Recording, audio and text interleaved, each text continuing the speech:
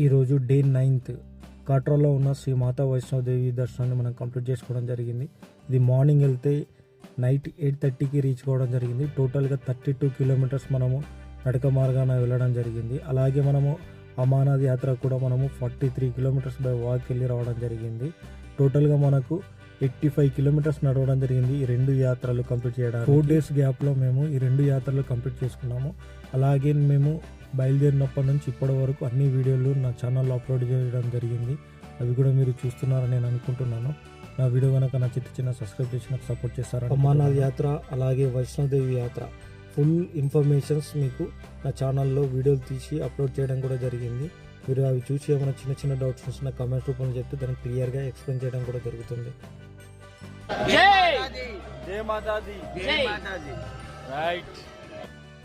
Present మనము ఆశీర్వాద్ భవన్లో డాట్మెంటరీ room తీసుకోవడం జరిగింది. నేను నైట్ వచ్చి ఇక్కడనే స్టే చేసి మార్నింగ్ ఇక్కడ నుంచి మనము జమ్మూకు బయలుదేరుతున్నాము.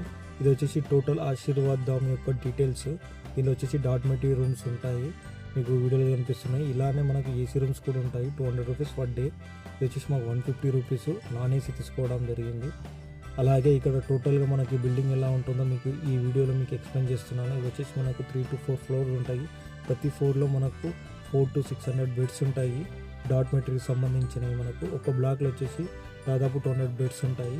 అలాగనే మనకి ఇక్కడ మీకు ఎవరైనా డౌట్ రావచ్చు, ఇక్కడ వాష్రూమ్స్ ఎలా ఉంటాయో చాలా నీట్గా ఉంటాయి వాష్రూమ్స్. మనకి ఇక్కడ మీకు క్లియర్గా ఎక్స్ప్లెయిన్ చేస్తున్నాను, ఇందులో మీకు కనబడుతున్నది. సో ఇక్కడ వచ్చేసి మనకు వాష్రూమ్స్ కూడా ఉంటాయి. అలాగే బాత్ చేయడానికి వాటర్ కూడా ఉంటాయి, హాట్ వాటర్ కూడా ఉంటాయి. మనం మార్నింగ్ టైంలో మనకు ఇది సప్లై చేయడం జరుగుతుంది. ఇవన్నీ కంప్లీట్ చేసుకొని మనకు లగేజ్ మాత్రము కింద లాకర్స్ ఉంటాయి. మనకు లాకర్స్లో పెట్టేసి ఎలాంటి అమౌంట్ లేకుండా లాకర్స్లో డిపాజిట్ చేసి మనము అమ్మవారి దర్శనానికి వెళ్ళొచ్చు. అలాగే రిటర్న్ వచ్చినప్పుడు అవి తీసుకొని రావచ్చు. అలాగే ఇక్కడ మనకు బెడ్షీట్స్ కూడా మనకు ప్రొవైడ్ చేయడం కూడా జరుగుతుంది మనకు వింటర్లో అలాంటి సెక్షన్లో. ఈ రూమ్స్ వచ్చేసి ఆన్లైన్లో బుక్ చేసుకోవచ్చు, అలాగే ఆఫ్లైన్లో కూడా బుక్ చేసుకోవచ్చు. మేము ఆల్రెడీ నేను వీడియో తీసి పెట్టాను ఆన్లైన్లో ఎలా బుక్ చేసుకోవాలన్నది డీటెయిల్గా వైష్ణోదేవి యాత్ర గురించి. మీరు అక్కడికి వెళ్ళి వీడియో చూసి ఏమైనా డౌట్స్ ఉంటే నాకు కమెంట్స్ రూపంలో చెప్తే కూడా నేను ఎక్స్ప్లెయిన్ చేయడం కూడా జరుగుతుంది. సో ఇక్కడ నుంచి మేము జమ్మూకు బయలుదేరుతున్నాము. మేము వచ్చేసి ఎంచుకున్న రూట్ వచ్చేసి మనకు ట్రైన్ రూట్లో వెళ్తున్నాము. సో ఇది వచ్చేసి మెయిన్ సర్కిల్ మనకు కాట్రాల్లో.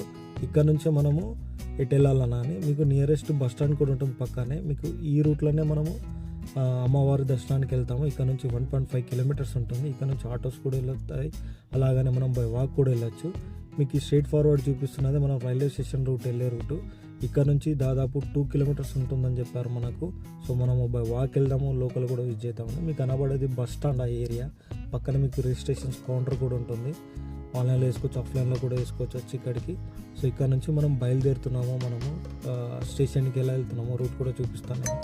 అలాగే ఎవరైనా కాట్రాకు వస్తే ఈ సర్కిల్ పాయింట్లోనే మనకు రూమ్స్ కూడా అవైలబుల్గా ఉంటాయి. మనకు రూమ్స్ వచ్చేసి 1000 నుంచి అలా స్టార్ట్ అవుతాయి. మీరు ఎంత బార్గెన్ చేస్తే అంత బెటరు. అలాగే డాట్మెంటరీ కూడా ఉంటాయి. అలాగే ఇక్కడనే మీకు చూపెట్టినట్టు లాకర్స్ కూడా అవైలబుల్గా ఉంటాయి మనకు. సో ఇక్కడ నుంచి కూడా దర్శనం వెళ్ళొచ్చు. మీకు ఆల్రెడీ స్ట్రైట్ ఫార్వర్డ్లో రూట్ చూపించాను కదా, ఆ రూట్ మార్గంగా ఉన్నానే మనము రైల్వే స్టేషన్కి వెళ్తున్నాము. దారి మధ్యలో కూడా మనకు చాలా షాపింగ్స్ ఉంటాయి. మీకు ఇక్కడ స్పెషల్ ఏంటంటే వాల్నట్స్, బాదమ్స్ ఇవి చాలా ఉంటాయి మనకి ఇక్కడ. సో మన దానికి ఇక్కడ దానికి రేట్ కంపేర్ చేస్తే తక్కువనే ఉంటుంది, బట్ క్వాలిటీ కూడా బాగుంటుంది.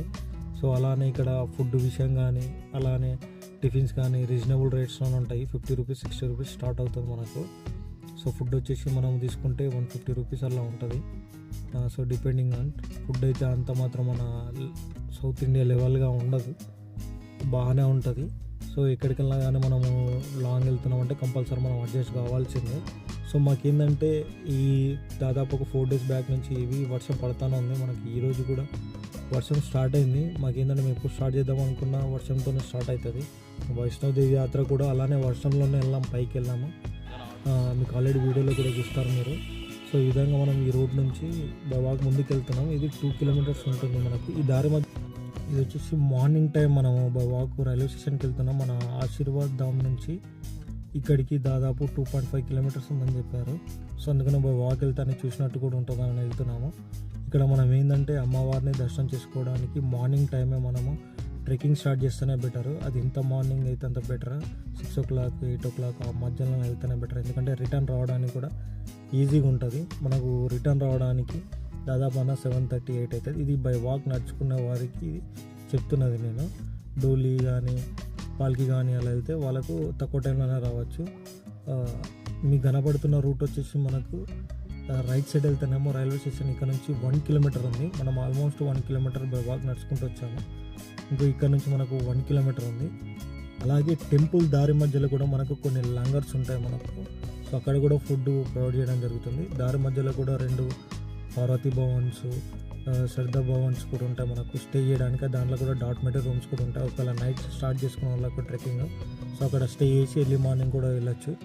నా ఉద్దేశం ఏంటంటే మార్నింగ్ టైం వెళ్తేనేమో వ్యూ చాలా బాగుంటుంది మనకు.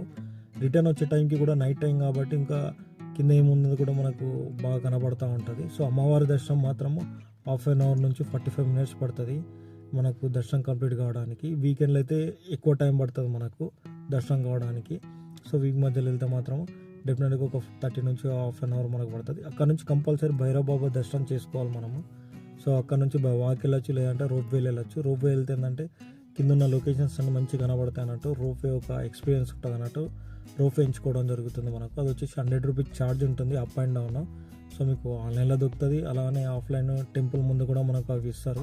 ప్రొవైడ్ చేస్తారు. మీకు వచ్చేసి ఇది స్టేషన్, ఇది వచ్చేసి కాట్రా స్టేషన్. ఇక్కడ నుంచి మనము శ్రీనగర్ ఫస్ట్లో వెళ్ళాం మనము వందే భారత్ ట్రైన్ ఎక్కి మనము అమర్నాథ్ యాత్రకి. సో అది కూడా గుడ్ ఎక్స్పీరియన్స్. ఆ వీడియో కూడా నేను నా యూట్యూబ్ ఛానల్లో పెట్టాను. శ్రీనగర్ ఎలా వెళ్ళాలి, మనము వందే భారత్ ట్రైన్ ఎలా ఉందో, మన చీనా బ్రిడ్జ్ అన్నట్టని. ఇక్కడ వచ్చే ప్లాట్ఫామ్ వచ్చేసి మనకు 5 to 6 ప్లాట్ఫామ్స్ ఉంటాయి మనకు. సో ఇక్కడ నుంచి మనం జమ్మూకి వెళ్తున్నాము. ఇక్కడ నుంచి మనకు జమ్మూ వచ్చేసి 45 మినిట్స్లో మనము రైల్వేలో వెళ్తాము. అలాగే బస్సులో వెళ్తే మాత్రం 1.5 అవర్ పడుతుంది మనకు జర్నీ. అందుకని మేము రైల్వేని చూజ్ చేసుకున్నాము. ఎందుకంటే ఈరోజు డే 9th కాబట్టి మనము లోకల్లో ఉన్న జమ్మూలో ఉన్న టెంపుల్స్ కూడా విజిట్ చేయాలి.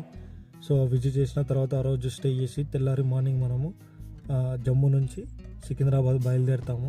అది కూడా వీడియో మీకు ముందు వీడియోలో పెడతాను. ఇక్కడ వచ్చేసి టోటల్ ఇది వచ్చేసి మన ట్రైన్ ఛార్జ్ వచ్చేసి 60 రూపీస్ ఉంటుంది ఇక్కడ నుంచి. బస్ ఛార్జ్ వచ్చేసి 120 రూపీస్ ఉంటుంది. ఇక దానిపైన ఎంత ఉంటుందో బస్సెస్ బట్టి కూడా ఉంటుంది. నెక్స్ట్ వీడియోలో జమ్మూలో ఉన్న టెంపుల్స్, అలాగే జమ్మూలో ఎక్కడ స్టే చేయాలా అనే టోటల్ వీడియో మనం చూపెట్టడం